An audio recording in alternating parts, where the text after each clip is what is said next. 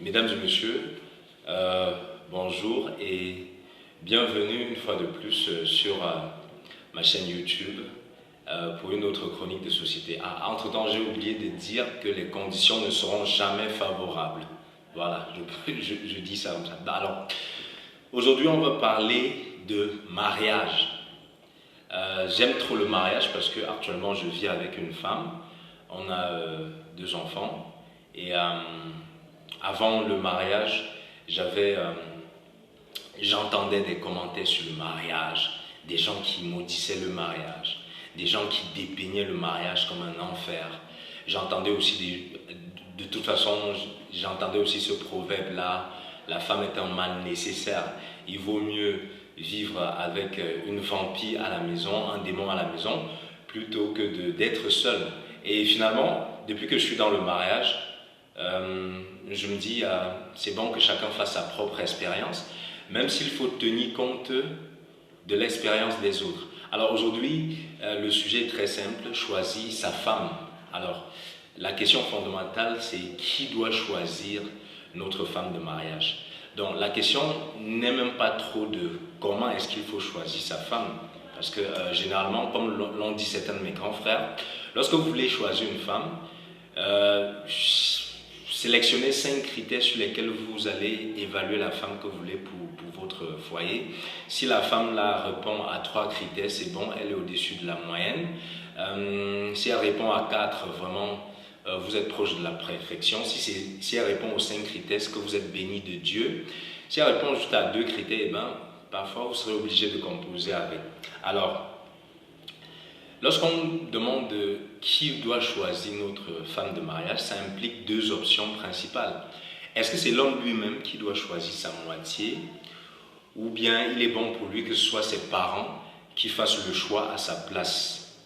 Pourquoi je le dis? C'est parce qu'aujourd'hui, lorsque la plupart des mariages battent de l'aile, la plupart des ménages qui rencontrent des difficultés au point de se séparer, les divorces et tout, eh ben les anciens disent toujours que les mariages aujourd'hui ne durent pas parce que ce sont les jeunes eux-mêmes qui choisissent leur épouse et qu'ils n'ont pas l'expérience nécessaire pour trouver la bonne épouse pour eux. Et qu'avant, c'était les parents qui choisissaient nos épouses. Voilà pourquoi les mariages duraient. Ok? Alors donc, dans les 2 cas, on va prendre les 2 cas. Le cas où c'est l'homme qui lui-même choisit sa femme. Quels sont les avantages, quels sont les inconvénients? Quand ce sont les parents qui choisissent ta femme, quels sont les avantages et quels sont les inconvénients?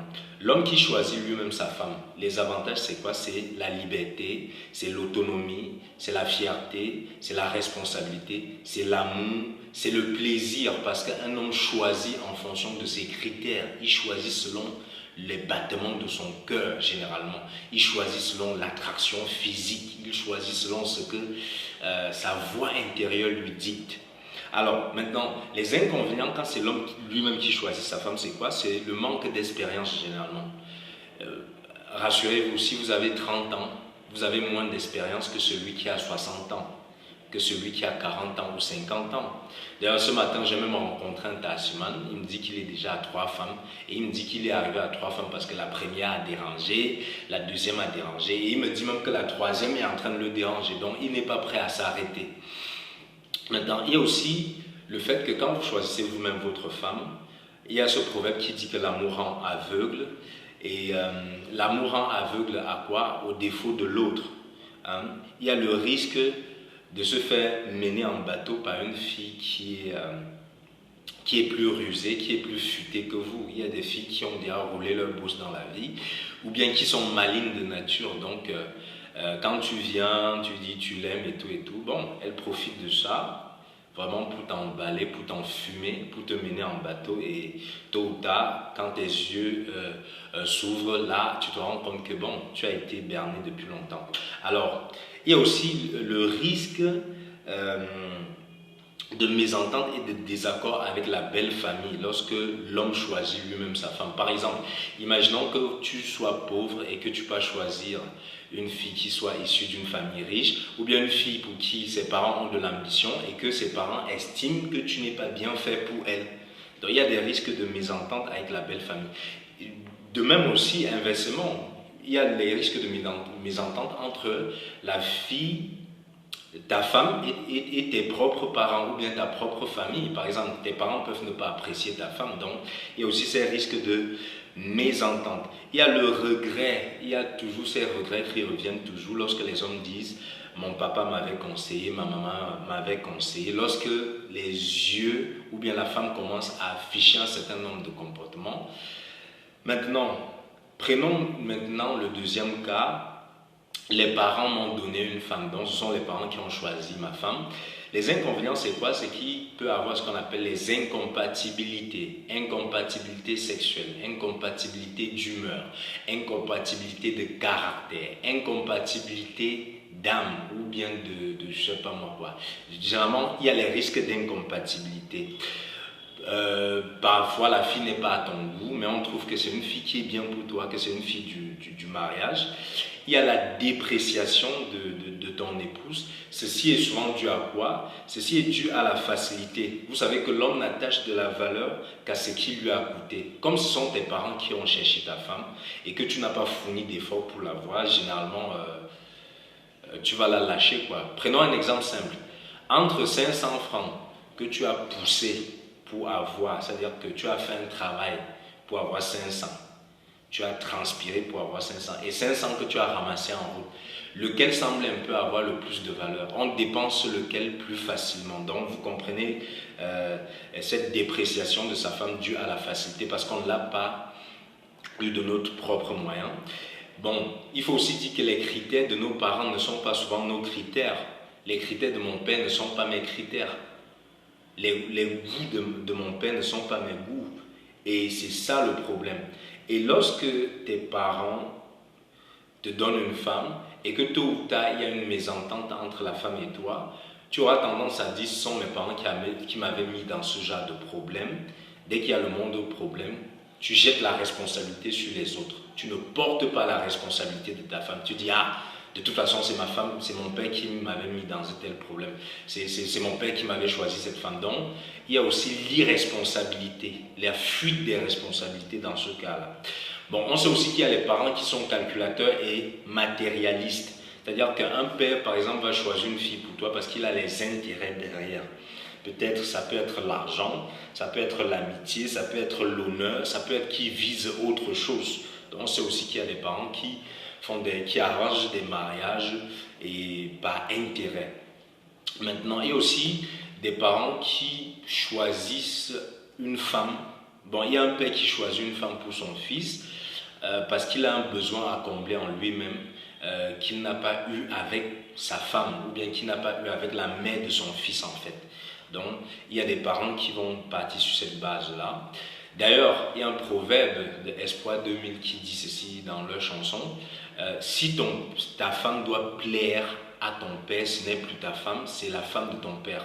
Et si ton mari doit plaire à ta mère, ce n'est plus ton mari, c'est le mari de ta mère.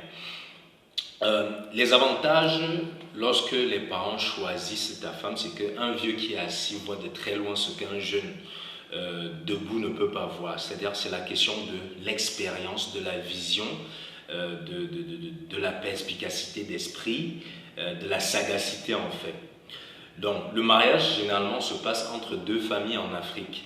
Donc généralement lorsque les deux familles s'entendent, lorsque les deux belles familles s'entendent, bon, il y a aussi des probabilités que voilà, ça marche dans le couple et qu'on parvient à se supporter malgré tout.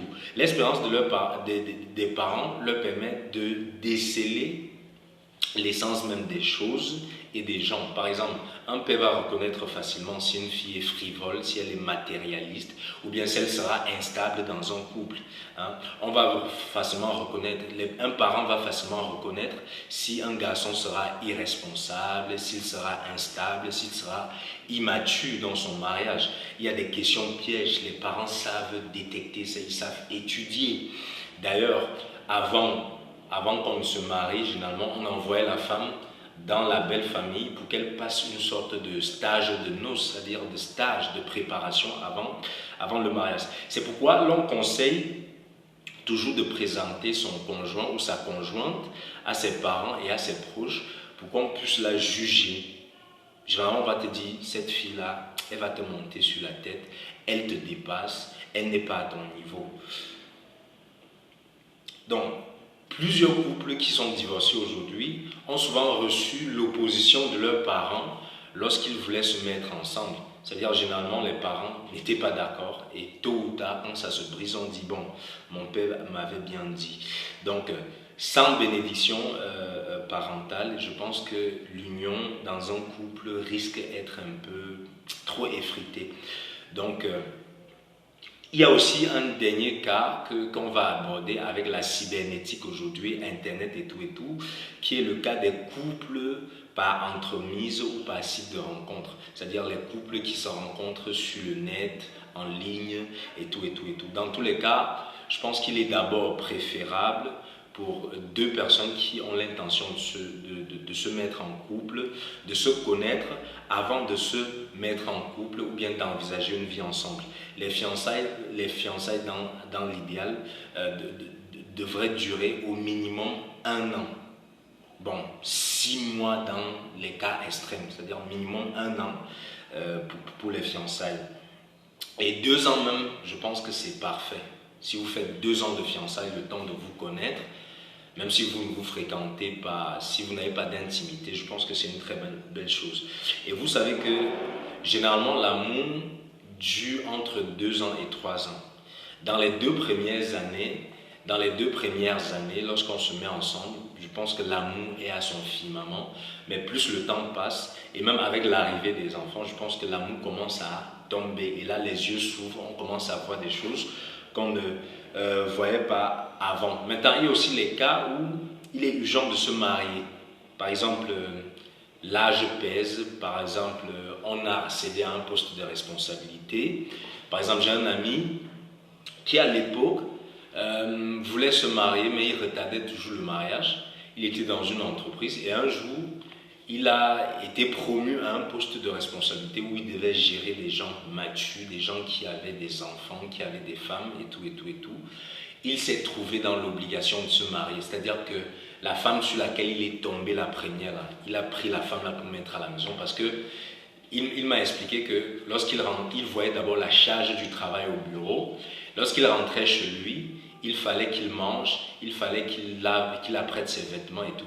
Il a vu qu'à un moment, tout ça, ça pesait beaucoup. Et quand il rentrait chez lui, les soucis qu'il avait au bureau, il n'avait personne avec qui il pouvait vraiment échanger là-dessus. Et donc, il était obligé de se marier dans l'urgence.